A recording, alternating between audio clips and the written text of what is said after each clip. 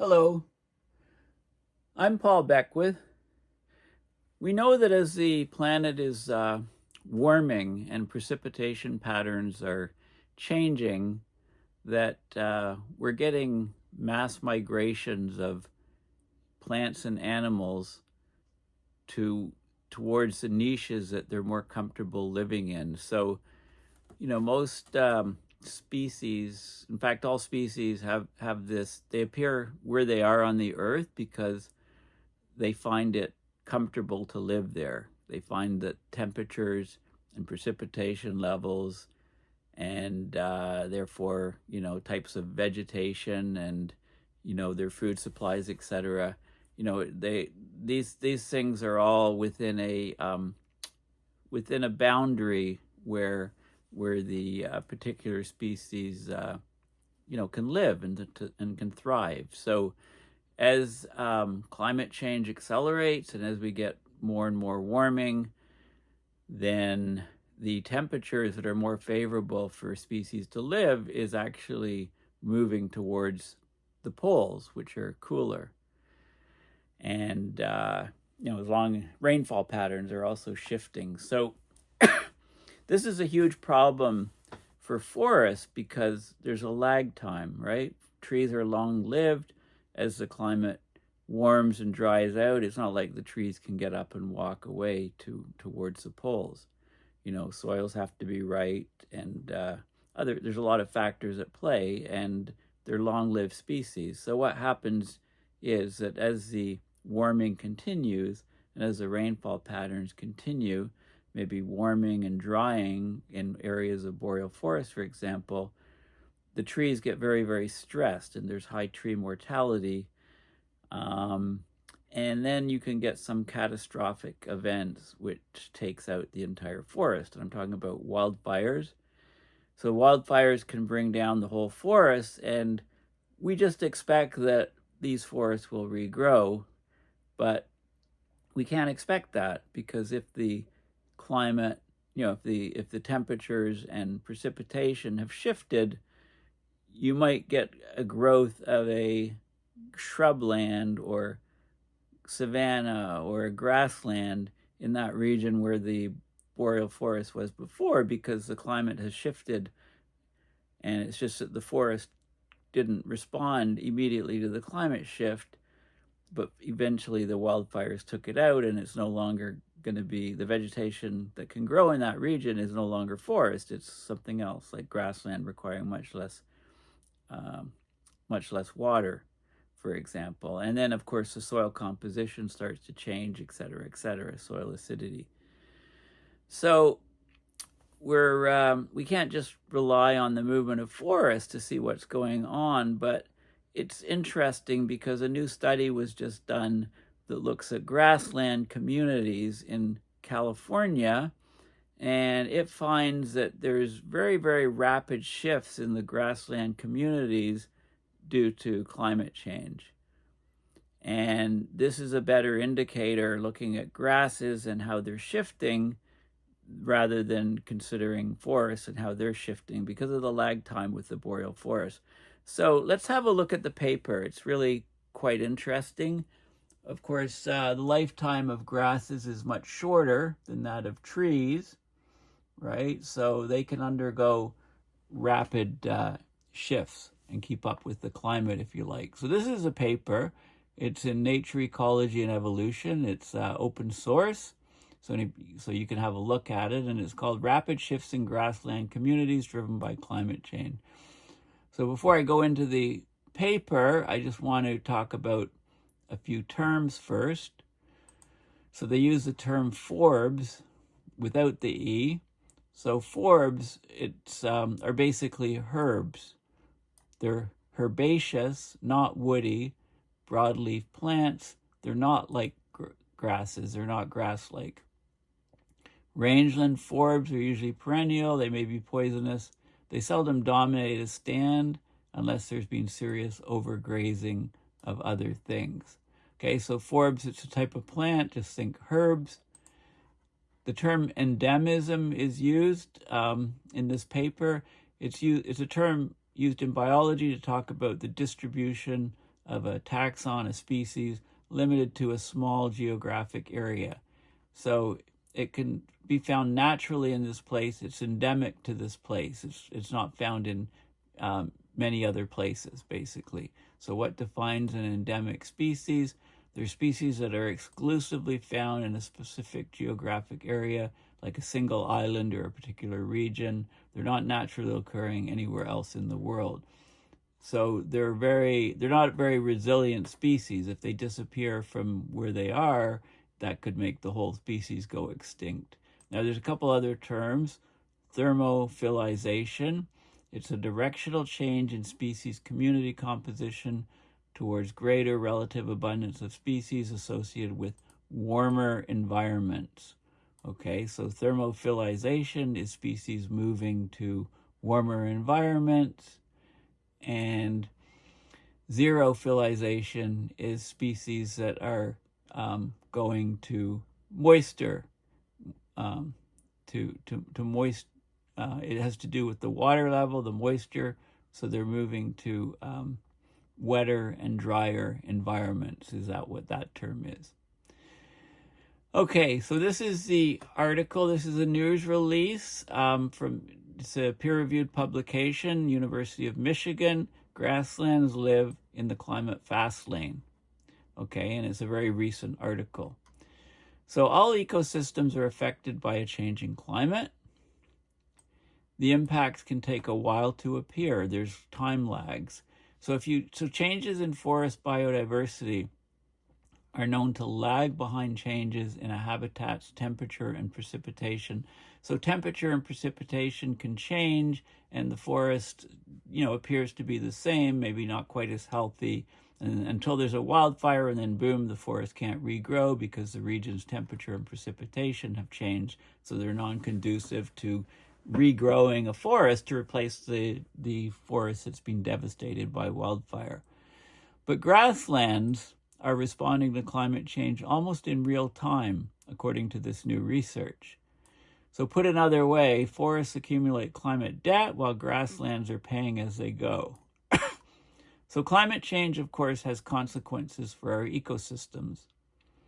These consequences are coming sooner or later, and grasslands are at the very fast end of the spectrum of change, responding quickly to climate change. So if you study grasslands, and you better understand and see how they're being impacted by climate change, then you can get key insights into how other vegetation will change, and key insights into how we could possibly restore grasslands. Right? If you want to restore grasslands, you have to ask what types of species you'll plant. So in order to answer that, you have to take climate change into consideration. Changes in precipitation, changes in temperature. So they looked at grassland communities in this study in what's called the California Floristic Province. It's a biodiversity hotspot. It stretches along the U.S. West Coast, and they looked at 12 different sites observed over decades of data. Climate is changing in the region. It's becoming hotter and drier. So species that preferred cooler and wetter conditions are migrating quickly. And so we can look at the changes of how that's happening and see if it's keeping up to the changes in climate.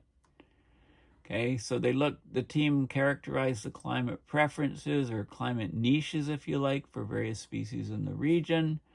And then they quantified shifts in the plant communities in direct relation to temperature and precipitation changes to see if the grasslands are keeping up, right? So this is very important for adaptation.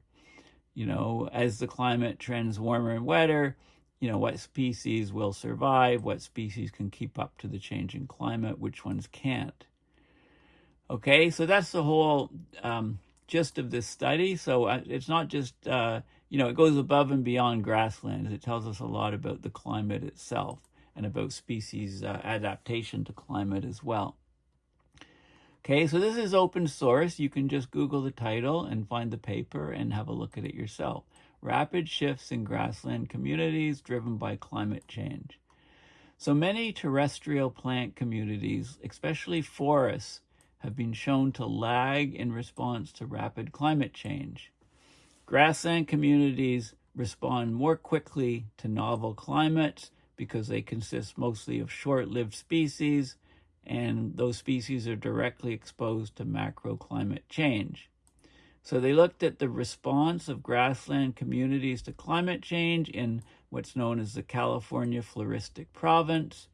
They estimated 349 vascular plant species climate niches from 800, almost a million occurrence records, compiled 15 long-term community composition data sets from 12 observational study sites, 3 global change experiments, right? So here, what they found is that communities experience significant shifts towards species that are associated with warmer and drier locations, and the rates of the shifts were 0.0216 degrees Celsius per year warming and minus 3.04 millimeters per year drying. And these two numbers, these two rates of change are comparable to the pace set by climate change. So they're comparable to climate warming and drying in these regions. Okay, so basically the grasses are keeping up with climate change. So let's look at more details of the paper. Okay, so we've got let's just look at the figures here. Okay, so here's California, and here's the California Floristic Province, it's known as. And they looked at they looked at 2 key species, one which likes it wetter and cooler, that's the blue dots, and one which likes it warmer and less rainfall, that's the red dots. Okay, so those are the 2 key grassland species. The one in the north, the blue points, is D. californica, okay, grasses, and the one in the south is S. pulchra, okay, the red points. So what they found is, this is the annual precipitation now plotted against the mean annual temperature, and they looked at all these, they mapped all these points onto this graph, and the blue species is up here with a centroid up here, that's D. californica, and the red species, that type of grass, has a centroid down here. Okay, so they prefer these climate niches where they thrive and they're very abundant. So then now they looked at the shift of this over time. So these are the regions that they looked at in the California, what do they call it? The California Floric Province or something. What was it called again? The CFP. CFP, it's the California Floristic Province. Okay, so the region of California, they looked at all these different locations, and they looked at how this species was shifting. So this is grassland cover in percentage. So you have some areas, the green areas, where there's 100%, 75% grassland cover, and then you have, the vast regions here are kind of like 25 to 50% grassland cover, okay? And there's some areas, but very few with no grass cover. Okay, so all these grasses are there, so they looked at how the species are shifting, and so they identified, so these graphs they had a temperature index, which increases as it gets warmer, and they had a precipitation index, which decreases as it gets drier. And the scale here, this is all the same. This is 1990, 10 years later, 2000, 2010, 2020. Okay, so that's the scale on all these plots. So what they found is that over time, the species was shifting. Okay, so they looked at the species in section A for the particular species we talked about earlier, and they saw a shift in temperature in that region and a drying out in that region. So this is point A, this is point B here, the Carrizo Plain, temperature increasing, drying out. So the whole area pretty much had increased temperatures and a drying out, by different amounts, and they looked at that data for all of these different locations, okay, in this place in California. Okay, so again, temperature's rising over time, and it's getting drier in all of these locations. Pretty much. I mean, there were some that didn't change so much, actually, these guys here. There's no red line. It wasn't a significant change, but there's large changes over time. And they didn't monitor every, not every species. Like here, they have data for the whole time period, pretty much. This is a site well monitored. Other sites, they only have a shorter amount of data. And they looked at different phases of community shifts over time. So they called it phase 1, phase 2, phase 3, and they looked at how the temperature changed in various regions and the precipitation changed in various regions. And they were able to find, how the species composition was changing and relate it to, relate the shifts to rates of change.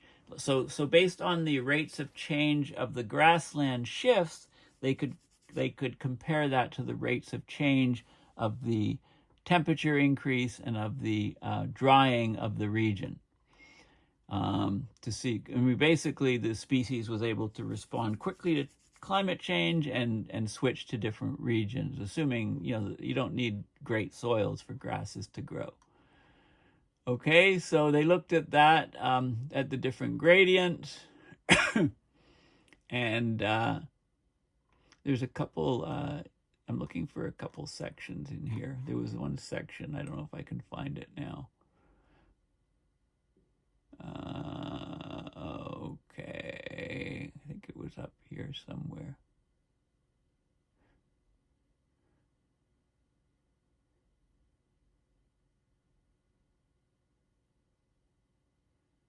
Okay, so what they found is the rate of the grassland community thermophilization. So that's the movement of the grasses with temperature as it's getting warmer. The movement exceeded that in many studies of forest communities. So across the 12 sites that they looked at, the overall movement with temperature, right, was 0.0216 degrees Celsius per year. That was demonstrated by the grass itself, whereas the background climate warming was measured separately, independently from the meteorology and from climate models, was 0.0177 degrees Celsius per year. So the grasses kept up to the warming, basically. These numbers are comparable. And the U.S. forests in general move much, much slower. There's a lag. They're only changing at the rate of 0.0039 degrees Celsius per year. So they're not keeping up to the background climate warming in western U.S. forests, right? Because they're about 10 times slower. The forest is changing about 10 times slower than the temperature's changing. The Andean forest communities are changing at a slower rate, 0.0066 degrees Celsius per year. And the European forest communities are also very slow, 0.009. So forests basically cannot keep up with climate change. Okay, so what happens is as the climate is changing where the forest region is, the forest gets stressed, you get a lot of tree mortality, a wildfire eventually takes down the forest, and then the forest won't regrow because the climate has shifted underneath it, and you can get savanna, which is basically grasses with the odd tree, or if it's too dry and too hot, you get grasslands. The herbaceous plants in the forest understory have also a very lagged response to climate change. Okay, so, but it's the grasslands, the savannas, the shrublands, they can respond much more quickly. The rapid response of the grassland communities might be attributed to the faster population turnover of common species, like shorter lifetimes, greater exposure to macroclimate changes, right? The grasses don't grow very tall. You get the full sunlight on them. And the dominance of non-native species. Non-native species seem to be much more durable than endemic species and can shift quickly. Grasslands are dominated by annuals, right? They just grow for the summer and then they die off, and then the roots take up the next summer. Short-lived perennial plants that go from season to season but only last a few seasons perhaps. So we can get much faster response in the species' relative abundance and shifts compared to forests that are dominated by long-lived trees. Also, the plant's seasonal dormancy in the dry summers might also accelerate the changes. Also, forests. Unlike forests, grasslands might have limited capacity for understory microclimates, right? So if you have trees and shade, you get different microclimates underneath, and those attenuate the effects of the overall climate change, the macroclimate warming, right? You get these microhabitats. So with grasses, you don't have that. And the soils are different. And there's also lots of non-native species that are adapted to warmer and drier climates. So they can change in distribution of where they're located and their abundance and numbers of them very, very quickly. Okay, so it's an interesting study. So basically, if we just look at forests, how forests are changing with climate, there's a huge lag, and it can make us think that the climate is changing less than it actually is. If you really want an indicator of how quickly climate is changing in a region, it's much better to look at how the grassland community ecosystems are changing, because those respond very rapidly to rapid climate change. Okay, so this is a very interesting study.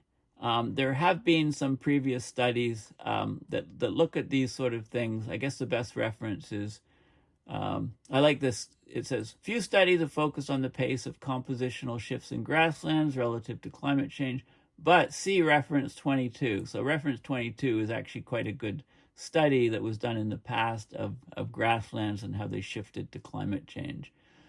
But not many people have looked at this. It's a very, if you want to know how quickly climate is changing in a region, you can extract that information by looking at the compositional shift of grassland communities in that region, not by looking at the forests. Okay, so the California Floristic Province, this is a global biodiversity hotspot. It encompasses broad geographic climate and edaphic. What does edaphic mean? Terrain? I don't even know what that word means, edaphic. It means, soil. It's produced or by or influenced by the soil. So changing soil conditions, soil gradients. The California Floristic Province harbors over 5,000 native vascular plant species with over 30% endemism, but is heavily invaded by non-native species. So they just looked at a couple species to get the temperature indices change and the precipitation indice change to see the change, but there's loads of other data. They could pick other species. This is a bit concerning. 30% of the grasslands are endemic only to that region. So if we lose them in that region, if the climate shifts too much and we lose them in that region, that whole species can go extinct because they're only found in that region. That's a pretty high number for the endemism. Okay, so it's a fascinating study, and it really shows you that species and ecosystems are shifting and changing rapidly, trying to adjust to climate change. And we've also, I should point out that we've fragmented ecosystems, right? So if there's not a connection in the north-south direction between different ecosystems, like if there's grasslands and then there's a city just north of you and then more grasslands, well, as those grasslands south of you are driven north by the increasing temperature and dryness, and they run into the pavement of a city, then basically they have no way to continue migrating northward, and they're just cut off, or if there's rivers or water bodies, etc. So, it's important to know that as we're following UN directives to, the idea is to keep 30% of ecosystems intact by 2030. It's much more important to have these ecosystem geographies and shapes elongated in the north-south direction as opposed to the east-west direction. If they're in the east-west direction, as climate changes and as both temperatures and precipitation change, this whole region can be wiped out, right? Because they just can't migrate. But if the protected area is elongated in the north-south direction, then these species have a better chance, right? So the fragmentation of the ecosystems and the landscape is also, a very, very important factor to think about when we're trying to preserve species around the planet. And you don't hear this talked about too much. So anyway, it's a very fascinating and interesting study that was just published just in the last week. Please consider going to my website, paulbeckwith.net, and donating to my PayPal to support my research and videos. Also, please consider going to the GoFundMe for my UN climate conference expenses. And thank you to people that have already been very generous with some of the donations to me to help me offset my airfare and accommodation and some food expenses. And there's a little blurb here about it. So I'll put the link. I'll put all these links in the description of the video. So thanks for listening, and bye for now.